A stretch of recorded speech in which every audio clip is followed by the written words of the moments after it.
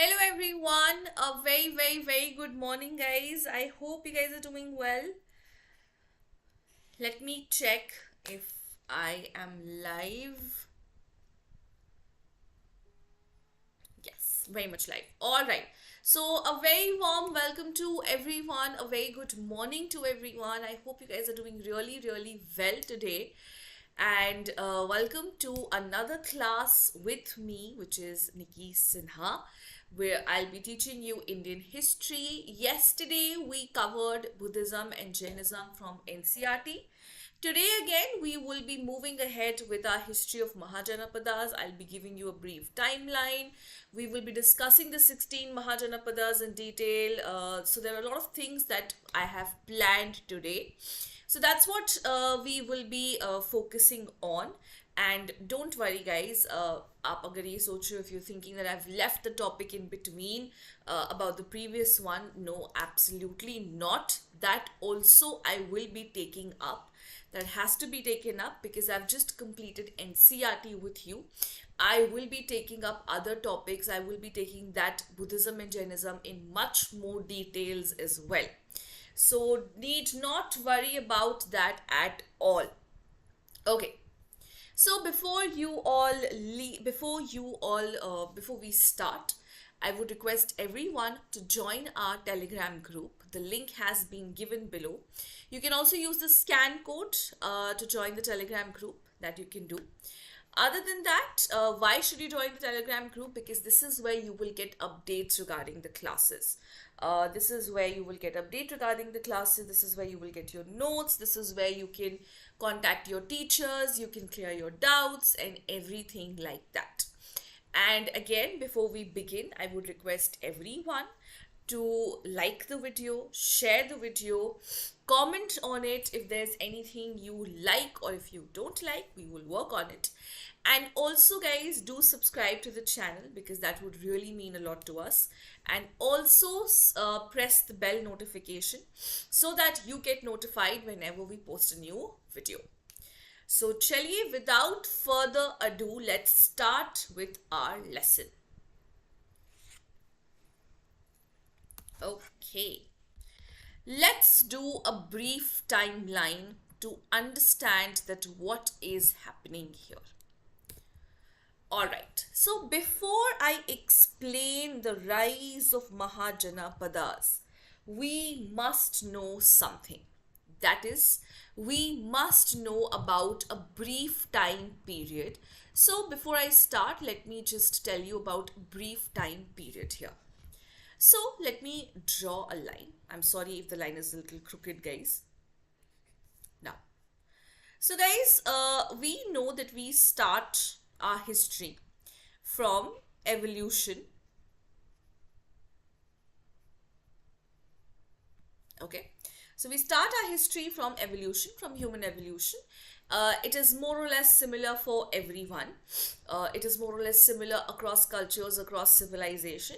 And according to the theories, some say it started in Africa, some say it started in Asia. So there are a lot of different theories, but human evolution more or less is same across cultures and across civilization. Now, in human evolution, from human evolution, we have moved on to civilizations.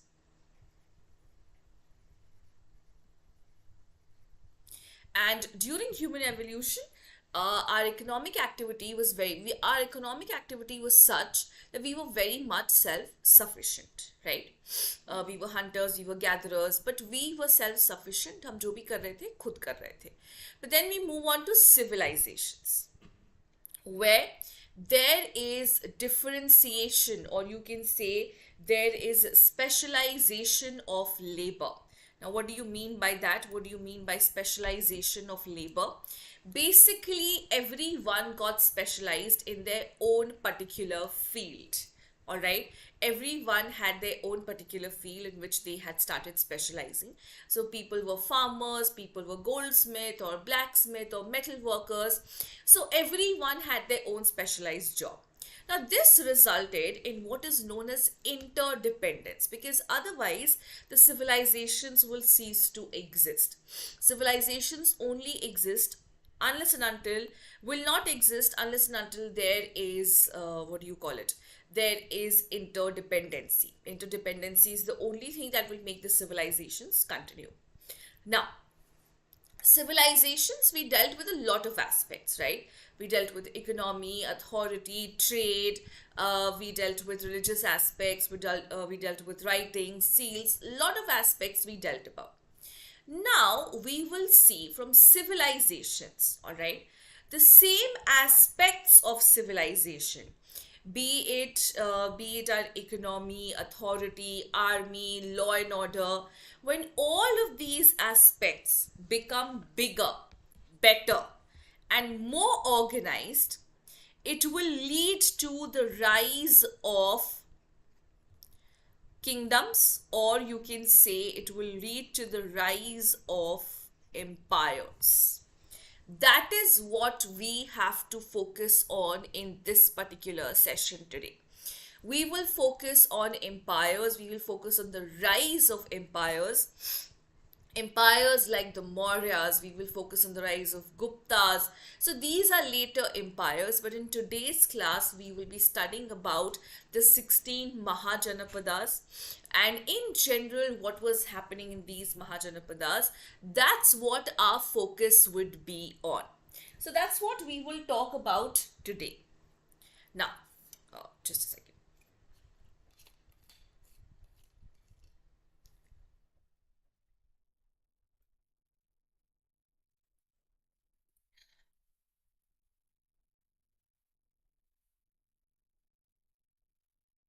Sorry about that, feeling very thirsty. So now, first of all, let me tell you what is the meaning of Mahajanapada. Now, Janapada basically means kingdom. Let me write it down for you.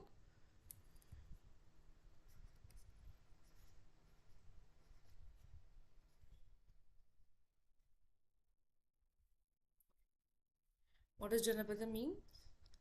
Janapada means kingdoms. Now, these are small kingdoms. All right. Now, when these small kingdoms, all right, when these small kingdoms are combined together, they become what? They become empires. Fine. So, what are Mahajanapadas? Mahajanapadas are basically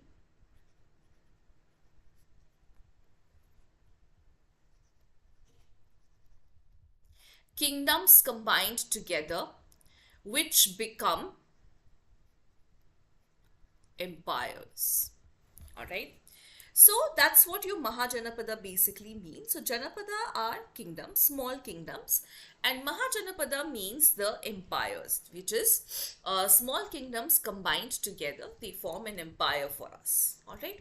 So that is the major basic difference, or if you have to understand this basic difference, you can also understand it that the states, the Indian states, like for example Delhi, Haryana, these are what? These are kingdoms, these are small Janapadas, and India all together will be one Mahajanapad.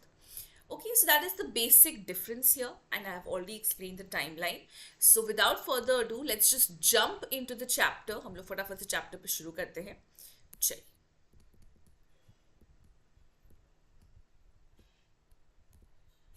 All right. So let us understand the Mahajanapadas. The term Mahajanapadas refer to large Janapadas. So as I told you, these large kingdoms combined together would become one Mahajanapad, which were political units. So these were independent political units, independent empires that existed in the subcontinent during the Vedic age. So from 1500 to 600 BCE, they had existed during the Vedic age, early Vedic age and later Vedic age. In the 6th century BC, the eastern Uttar Pradesh and Bihar had become major political centers of the country. Some of the territorial states in these regions gained access to iron production centers and used them to make iron weapons and tools. And with the help of these weapons, they gradually expanded their territories. So, actually, the rise of Mahajanapadas, guys, started from Eastern Uttar Pradesh and Bihar. So I don't think I need to tell you one of the best empires of Bihar is the Mauryan Empire, and one of the best known Mahajanapada was the Mauryan Empire. Now, why do you think they became so important? One of the reasons for them becoming very important was that they had access to iron mines. Now, they used these iron to make weapons and tools. And with these weapons, they were able to expand their territories, and hence they came to be known as Mahajanapadas, or basically empires. So, most of the Mahajanapadas were basically conglomeration of several Janapadas. So, as I told you, different kingdoms combined together would become one Mahajanapad. One such example is Koshala, which incorporated the Janapada of Sakyas and Kashi. So they've given an example. One big empire was Koshal, and it had Janapadas of Shakyas and Kashi. Now, some Buddhist texts refer to around 16 Mahajanapadas, which existed during the lifetime of Buddha. However, there are slight variations. So sometimes there are 21 Mahajanapadas also mentioned in some other books. Like the Jain text mentions somewhere around 21 Mahajanapadas. But in general, we agree upon this point of view that there were how many? There were 16 Mahajanapadas. Now, most of the Janapadas were situated north of the Vindhyas and extended from Bihar to the northwest frontier. So mostly, so going from Bihar to the northwest frontier, so you can basically go to the Pakistan area. That's till where these had existed. Okay. Now, during the period of the rise of Mahajanapadas, Aryans obviously were the most important tribes, and they themselves were known as what? They were called as the Janas. They called themselves what? They called themselves the Janas. Okay. This gave rise to the term Janpad, which means where people set their foot. So if you are to look at the literal translation of Janpad, it basically means a place where people set their foot. Okay. So in 6th century, there were approximately 22 Janapadas. We're not talking about Mahajanapadas here, guys. So please remember 16 Mahajanapadas and 22 Janapadas. Okay. Socio-economic developments, chiefly due to iron tools, I've already explained all of these things, resulted in the creation of Mahajanapadas from these small Janapadas. Okay? Now, this period is also known as the period of second urbanization. Please remember this point, this is very important. This period is also known as the period of second urbanization, the first being the Harappan civilization, which we have already completed. Okay? During this period, the political center had shifted from the west of the Indo-Gangetic plains to the eastern side. So basically towards Bengal and Bihar side. From the west, यानी राजस्थान वाले side से बंगाल और Bihar side पे basically shift हो गया था. And what was the reason for that? The reason was also because of the fertility of the land. Obviously, they received much more rainfall because they're in the northern belt. And also because they were much more closer to the river Ganga. Alright, they were much more closer to what? They were much more closer to river Ganga, which made their lands very fertile, agriculture very productive, and also trading activities within the empire and outside the empire was very easy because Ganga served as a cheap mode of communication and transportation. So all of these were reasons enough for the eastern side of the northern area to become the sole Mahajanpads or the beginners in Mahajanpads. Okay. So let me know if you have any doubts here, guys. I'll explain and then we'll move ahead.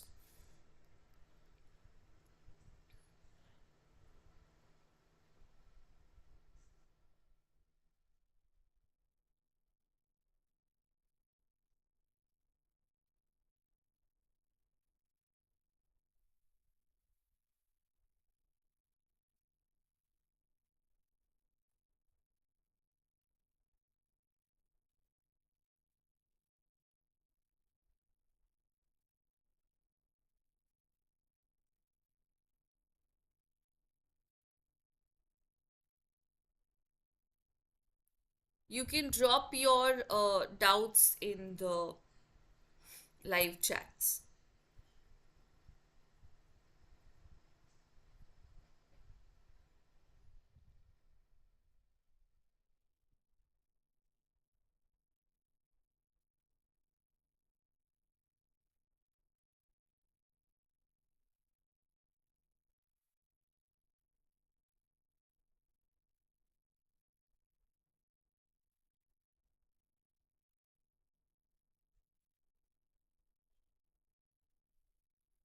All right. Okay. So I can see no doubts. So let's move ahead. हम आगे बढ़ते हैं.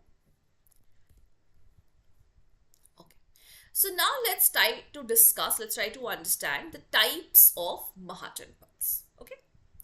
So there were two types of Mahajanapads. One was based, so there were two types of Mahajanapads. So they were based on the type of government. All right. The type of government that you had. So on the type of that, on the basis of that, they can be classified into two. One is monarchical form of government. Now, in this, the state was ruled by one hereditary king or a chief. Okay, so there would be one ruler, hereditary. Why? Because then, his kids and his kids and his kids will become part of the ruling class. Fine. They gave a lot of importance to Brahmins and Vedic sacrifices. Why? Because obviously the Brahmins are responsible for their legitimacy and for their divine claim as well. Okay. So Mahajanapads like Koshal and Magadh, they had a monarchical type of government. Fine. Then we have a different kind of government, a different kind of Mahajanpad, which is an oligarchic or a republican form of government. Basically, meaning what? Where instead of having one king, there is a group of kings, sorry, there's a group of rajas or kings who take decision together. So if you all remember the Roman Empire, you must be remembering the Senate. What was Senate? Senate was also a group of people who took decisions together. That's exactly what is happening in the republican form of government, where there were a group of rajas. All right. So in an oligarchic form, the king was elected from a group of rajas, okay, who were known for their fighting ability, and he runs the administration with the help of an assembly called Sabha. So there would be, now this kind of governance was known as a Gan or Sangh. So there would be an assembly and he would be running. So there would be, suppose there are five people, all right. Now from these five people, whoever is the best will be elected as the king, okay. And the rest of them would basically form an assembly and they would be there to guide the king. So all the decision, this king is not the sole decision maker here. All the decision are taken together. So for example, we have the prime minister, all right. He is the prime minister, but he has a cabinet ministry as well, isn't it? And he can't take decisions alone. He has to consider the views and opinions of his cabinet ministry. He also has to consider the views and opinions of the entire parliament. That's exactly what is happening here. So there was an assembly, and the king was responsible to listen to this assembly before he took any sort of decision. Fine. Here, obviously, the Brahmins and the Vedic sacrifices were not given a lot of importance. It is evident from the few Brahminical texts that Brahmins were placed below the Kshatriyas in the social hierarchy, because obviously, who is important here? Important is ruler. Fine. The ruler does not require legitimacy from the Brahmins. Why is legitimacy not required? Because the king is sort of selected from a group of people. So it would be completely on the basis of his capabilities rather than what caste or one he belonged to. Now, Vajji is an example of such form of Janpad, such form of Mahajanpad. They had an oligarchical form of Mahajanpad. Now, such Mahajanapadas, where there was an assembly to guide the king, They were known as what, guys? They were known as your gana or संघ. ठीक है, इनको क्या कहा जाता है? इनको कहा जाता है गण या संघ. So that's what we are talking about. Okay, let me know if you have any doubts here. Otherwise, we'll continue. Just let me know if you have any doubts in the chats, in the live chats. You can let me know.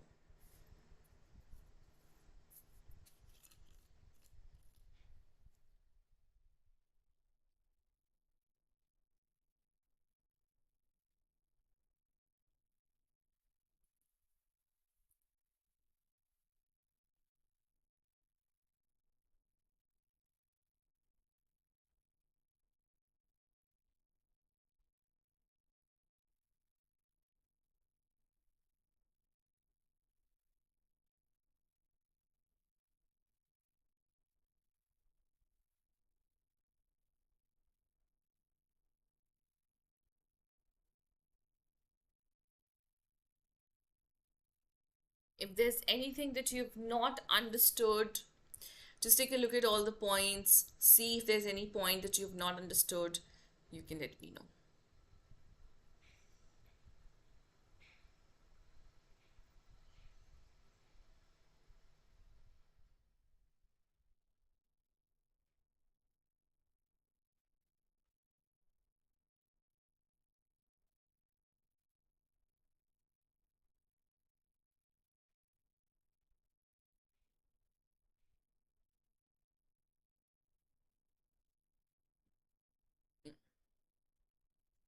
Okay, so I think there are no doubts. Then I think we should move ahead. And now we are going to be looking at the difference between a gun, sung, and kingdoms. So basically, we're going to take going to take a look at the difference that was there between the ganas and the sanghas, or this kind of governance, and the difference between the kingdom, as in where the king was the hereditary form of governance. Okay. So first of all, let's take a look at the ganas and the sanghas. Let's take a look at all the points that we have here. Now, the chief office was not hereditary. Obviously, it was not hereditary because it was chosen on the basis of your capabilities and not because you are a king, so your king's son has to be a king. No. If your son has the capabilities, then definitely they would be considered to become a king. Now, the head was known as a Ganpati or a Gan Raj. Please remember these points because they can definitely come for MCQs. So, who is the head of the Gana or the Sangha? It is known as either Ganpati or Ganraj. Now, the Ganas were located in or near the Himalayan foothills of eastern India. So, we have an example of this beautiful Mahajanapad called Vajji. And most of the Ganas and Sanghas were located near the Himalayan foothills of eastern India. Now, this was a representative form of government, means the council discussed and debated issues in a hall, which was known as a Sangatara. Alright, shalakas or pieces of wood was used for voting, and Salaka and Gahapaka, collector votes, ensured honesty and impartiality. So very much like our parliament, guys. It was a representative form of government, means, which basically means that the people chose their representative who would be working in the assemblies. Just like we choose our representatives who are working in the parliament. Similarly, these people would be choosing their own representative. The council discussed and debated issues. So the council would meet and they would discuss the issues in a hall. And this hall was known as a Sangat Gara. Alright, what was it known as? It was known as a Sangat Gara. And shalakas, or a piece of wood was used for voting. So whoever has to vote for, whoever is voting for, you count the pieces of wood. और जितने लोगों ने against vote किया है, then you count the pieces of wood. Alright, and you accordingly decide.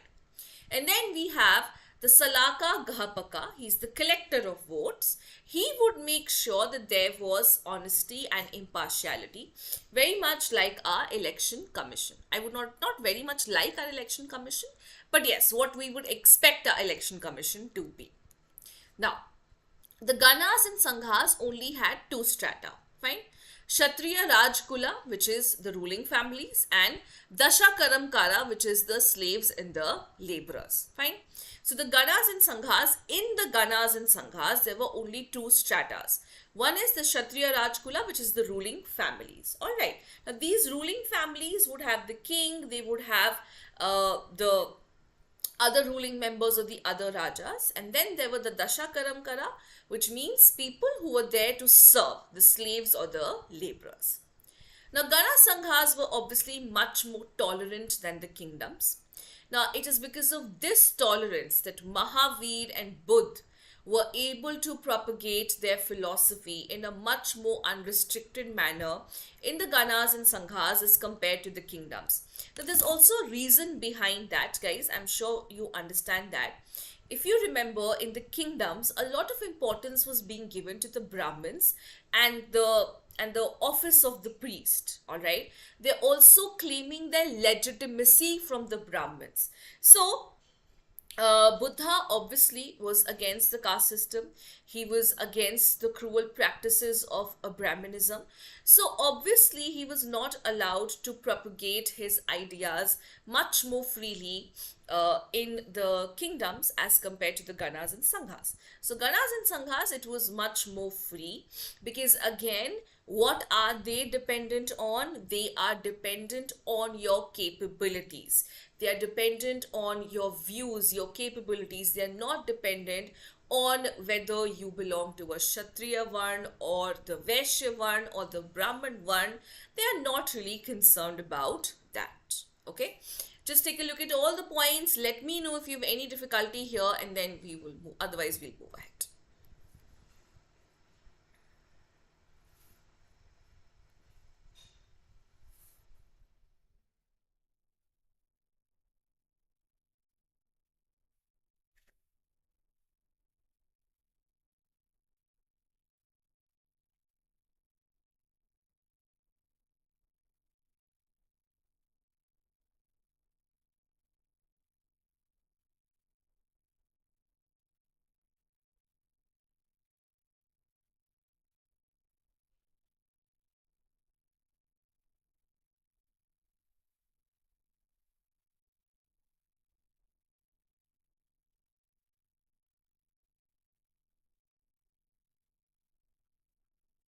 Just take a look at all the points. Let me know if there's anything that you have not understood.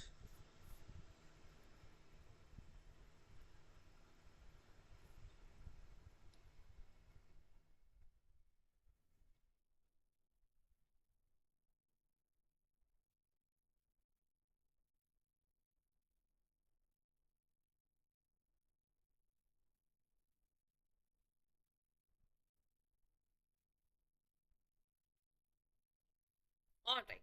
Okay. Let's move ahead then. Now let's take a look at the kingdom. So we've taken a look at the points of the Ganas and Sanghas. Now I'm going to take a look at the points of the kingdoms. Now, here obviously guys, all the power was in the hand of the king and his family. The power was not divided. Majority of the kingdoms were mostly in the fertile river valley, fertile Ganga valley. They were located in the fertile Ganga valley. Okay. Political power was concentrated with the king, who was assisted by ministers, advisory councils such as Parishad and Sabha. However, with the emergence of the concept of divinity of the king, more emphasis was on priestly rituals. Centrality of the powerful assemblies has reduced. Okay.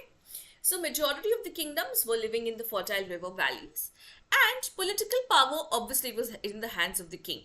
He was the sole decision maker and he was the one who was the decision maker in the end. Fine. He was assisted by ministers, advisory councils. So we have the Parishad, the Sabha. We have all of these things, guys. Okay. Lekin, still, what is important here? What happened? Later on, we have this concept of divinity coming in. Okay. What do we have? We have this concept of divinity coming in. And with the concept of the divine notion of the kingship, what became important? Priestly rituals became important. You can't question the king. He is the sole owner and the sole decision maker for everything. And hence, the importance of these assemblies of Parishad and Sabha, they had reduced. They have just become, like titular assemblies, something which was there just for the name's sake. The focus obviously was on how loyal you are towards the king. In the kingdoms, the Brahminical, political, social, and religious theory was much more entrenched here. What do you mean by that?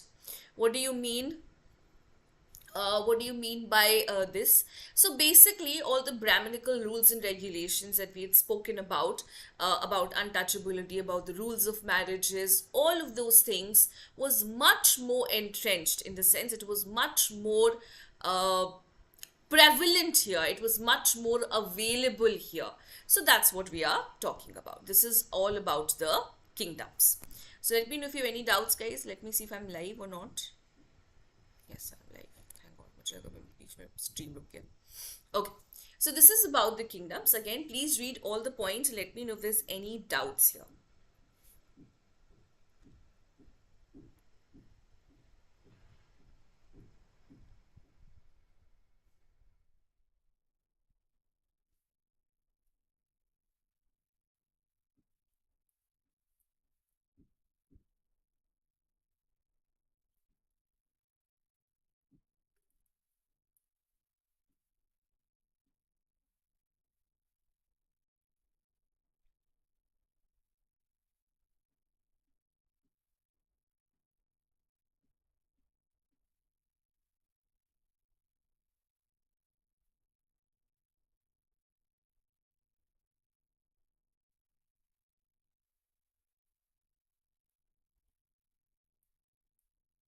If there's anything you don't understand, you can just let me know.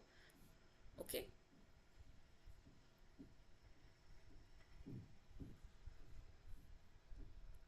You can drop in your comments in the live chat, guys.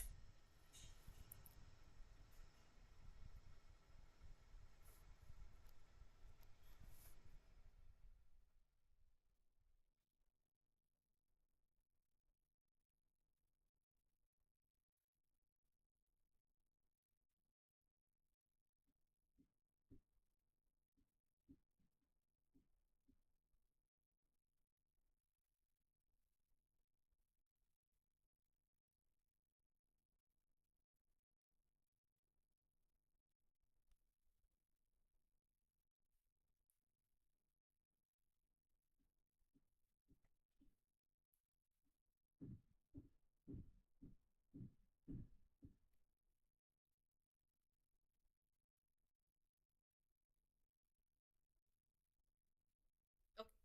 Let's move ahead.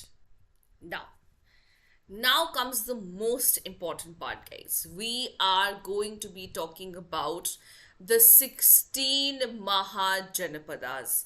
You have to remember their their capital.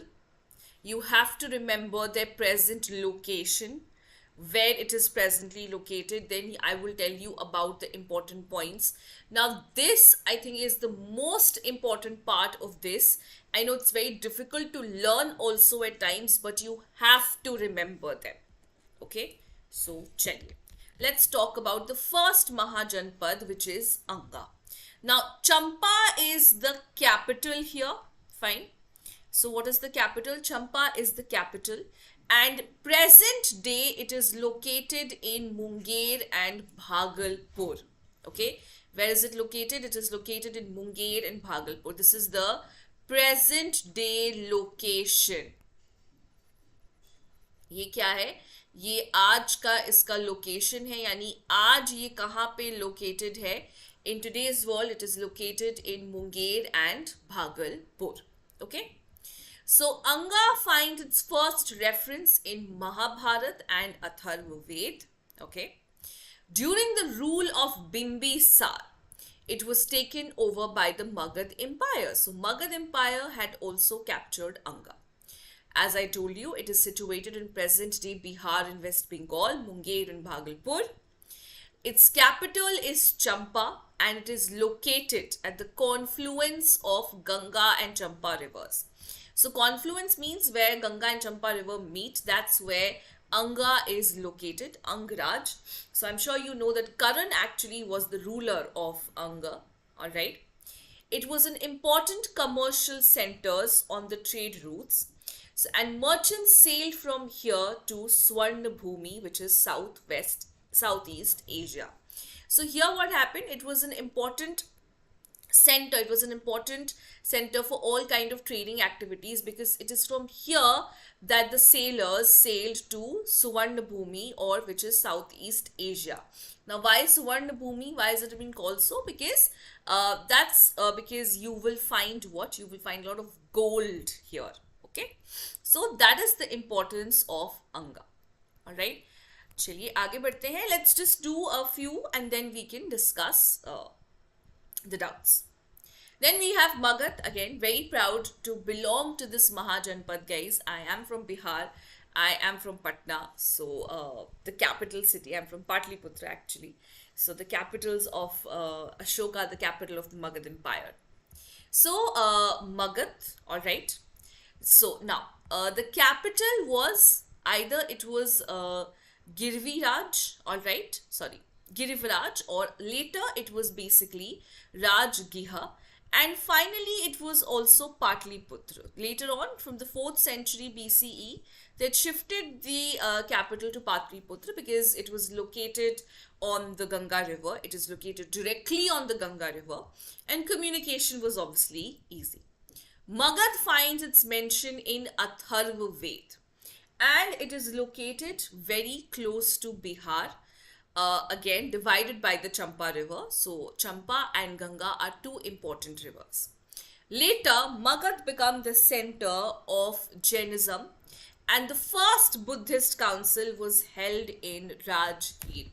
Please remember these points, guys. I know ये बहुत difficult होगा आपके लिए याद करना, but याद तो करना पड़ेगा. You will have to remember them. Okay, so Magadh became the center of Jainism, and the first Buddhist council was held in Rajgir.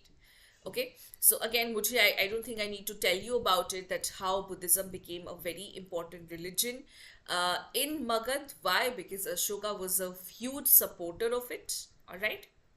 Okay, चलिए आगे बढ़ते हैं. Present day, it is located in Gaya and Patna, and this is where I belong to. I come from. Very proud to belong to this place, which is in the the first 16 Mahajanapadas. Okay. Next we have Kasi or Kashi. I don't think I need to tell you about it. It is Banaras, guys. The capital itself was Kashi. Present day. Okay, just let me write it down. This is the capital. This is the present day location. All right. So Banaras is the present day location. It is located in Varanasi. The city got its names from the rivers Varuna and Asi, as city is cited in the Matsya Puran. The city finds its mention where? In the Matsya Puran. And it got its name from the river Varun and Asi. Now, there is also an Asi Ghat in Banaras. If you ever get a chance, do go there. It's beautiful. Lots of ghats. I especially like the Manikarnika Ghat a lot. Also, Kashi was captured by Koshala. So we will talk about Koshal in the upcoming slides. It was captured by Koshal. Alright, so let me know if you have any doubts here. Though guys, these are very factual information. I know आप सोचोगे कि यार इसको बहुत याद करना पड़ेगा. Yes, that's what you have to do. You have to remember them. There is no other way in which you can go about it. At least आपको you'll have to remember the capitals and everything else. Okay, I'm sorry guys, light chali gayi hai, but don't worry, the stream is not going to stop. It will continue, but maybe there would be some green screen issues. Let me know if you have any doubts, if there's anything you don't understand.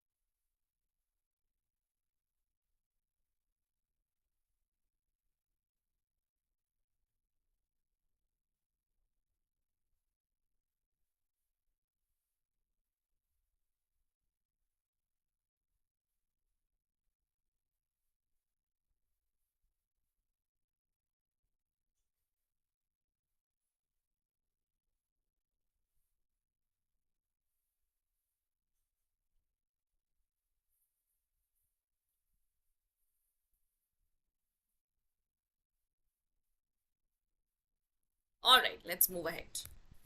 Okay. Next, we have Vatsa. That's the name of the Mahajanpad. Okay. Kausambi would obviously be the capital. Okay. Present day, it is located where? In Allahabad. Fine. Vatsa is also known as Vamsha and located on the banks of river Yamuna. I don't need to tell you, Allahabad, obviously. The Mahajanapada followed a monarchical form of government, fine, and the capital of Kaushambi, which was at the confluence. The capital is what? The capital is Kaushambi, which I've already told you. It is at the confluence of river Ganga and Yamuna. Confluence means jahan pe, wherever Ganga and Yamuna meet, that's where Kaushambi is located. Now, it was a very important city for all kind of economic activities. Again, the river is right next to it, so it would serve as a cheap mode of transportation. Trade and business prospered in the 6th century. After the rise of Buddha, the ruler of Udayana made Buddhism the state religion. So this is actually like an irony, or you can say this is like very much like an exception. This and Magad, where they were following monarchical form of government, but they dared to go against the Brahminical practices, they dared to go against the priestly class, and they also dared to make Buddhism the state religion, which is a huge step. So they were definitely very sure about their position. They were definitely very sure about their legitimacy, and hence they dared to go in the opposite direction, which is a very big step, guys. Okay, so that's about your Vatsa. All right, let's move ahead. We'll take a few doubts together. Then we have Koshal. So, if you remember, Kashi was captured by Koshal. Fine. Now, this has two capitals. Fine. Shravasti is the northern capital and Kushavati is the southern capital. Where is it located? It is located in eastern Uttar Pradesh. Now, it is located in the modern Awadh region of Uttar Pradesh. It also included Ayodhya. It is one of the most important cities which is associated with Ramayana. That's where Ramji was born. Koshala also included, so Koshal included the tribal republican territories of Shakyas, Kapilavastu. That's where Buddha was born. All right, it is the birthplace of Buddha. He belonged to the Shakya clan. His father was the chief of the Shakya clan. All right. Lumbini in Kapilavastu is the birthplace of Gautam Buddha. Important king was Prasenjit, who was Buddha's contemporary, means he and Buddha existed at the same time. Okay. Next is Shura Sen or Shor Sena. Present day, it is located. Mathura was the capital, guys. Okay. What was the capital? Mathura was the capital. Present day location is western Uttar Pradesh. It was the birthplace of Krishna. It was the birthplace, it was a center of Krishna worship at the time of Megasthenes. So Krishna worship ka center tha, fine. There was also a dominance of Buddhist followers here. So I think 6th century BC, Buddhism played a very important role in all of the Mahajanapadas, guys. As you can see, आप देख सकते हो यहाँ पे, ठीक है? Important king was Avantiputra, who was also the disciple of Buddha. Its capital, Mathura, is on the banks of river Yamuna. Okay, just take a look at both the slides and let me know if you have any doubts here.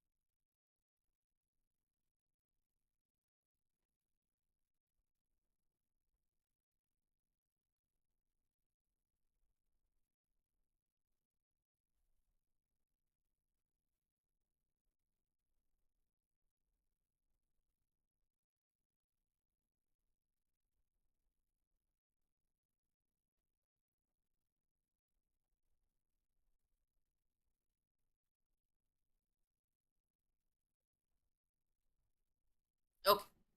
So I don't think there are any doubts. So we should move ahead. Now, next what we have is Panchal. Again, guys, I don't think I need to tell you about Panchal. Or if you know Mahabharat, aap jante that's where Draupadi was from. So, what was the capital? The capital is, sorry, where is my pointer? Huh. The capital is Achay Chatra or Kampilya. Present day, it is located in western Uttar Pradesh. Its capital, it's for northern Panchal was Achitara, all right, and which is modern day Bareilly, and Kampilya is modern day Farrukhabad for the southern region. So there were two capitals, all right. For the northern region, it was Achichatra, and for the southern region, it was Kampilya. Okay.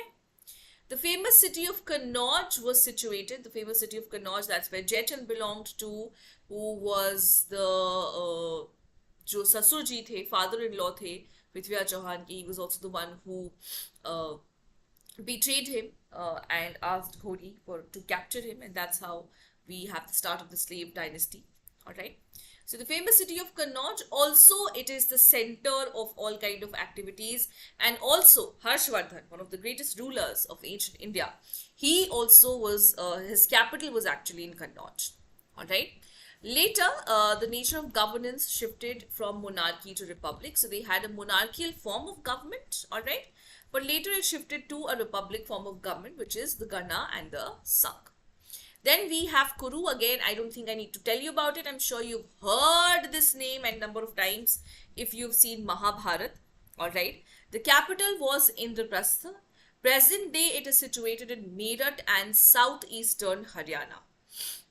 The area around it, the Kurukshetra, was apparently a site of Kuru Mahajanapada, which is where the famous battle had taken place of Mahabharat.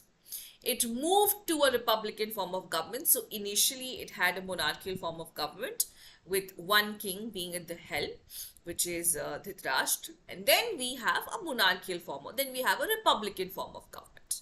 The epic poem Mahabharat tells us about the conflict between two reigning Kuru clans. So we have Kauravas and Pandavas. I don't think I need to tell you about it. This you already know. So this is how it happened. Okay. चलिए आगे बढ़ते हैं. We'll clear some doubts together. So okay, so that's about it, guys. I'm sorry. That's about it. That's all your 16 Mahajanapadas. So just let me know if you have any doubts in any of the Mahajanapadas that we have done.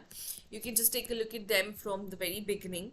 So what all have we covered today? We have introduced you to what Mahajanapada is.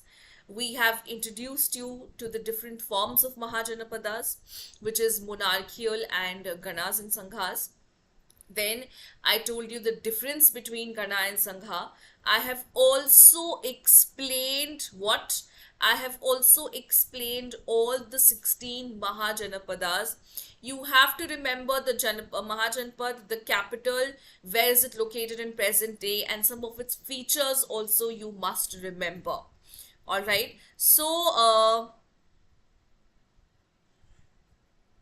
okay. So this is what we have talked about today. Now there are a lot of things to learn here. Yes, you will have to learn them. There is no other way in which you can go about it. All right. So that's it for today's lecture. But yes, we have some time to just take a look at all the doubts that you might have. If there's anything you don't understand, you can just take a look at it.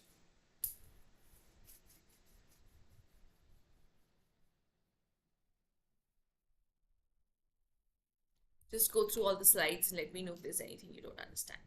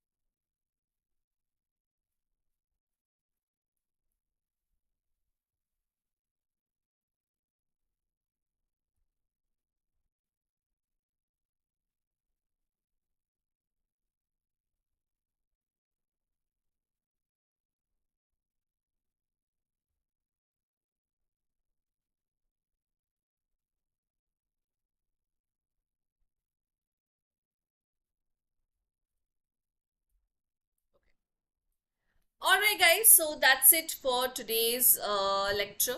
I would request everyone to please join the Telegram group. The link has been given here. You also have the scan code which has been given, so you can either scan it or you can join directly from the link. Now, why is this important? Because that is where you will get updates regarding the classes. You will also be able to access your notes. You can talk to the teachers. All right. I would request all of you to please like the session, share it with your friends, drop a comment of whatever you liked, or if there's anything you don't like you would want us to change. And I would also request you all, for all those who are watching the recordings, if you have doubts or if there is anything that you're not able to understand, you can drop me a message, you can drop in a comment, and I will take a look at it and definitely take it up in the next class, or whenever we have a doubt clearing session we can definitely do that. Also, guys, it's a request to subscribe to the channel. It would really mean a lot to us. And also, as you know, that our parent channel of Result Guru was hacked, but don't worry, we are back with a bang. Our educators are working hardest, they're working their best possible to provide you with all the videos once again. So it's a request to support our parent channel as much as possible. Subscribe to our parent channel as much as possible. Also subscribe to Telugu Exams Result Guru. Please do that because it would really mean a lot to us. And also press the bell notification so that whenever we post a new video, you will get notified. And also subscribe to the channel, guys, because this is going to make us really happy. I would be really happy to see increased number of subscribers. So thank you so much. It was an absolute pleasure to have you all, to see you all, to teach you all. All right. So thank you so much, guys. Take care. See you. Bye bye.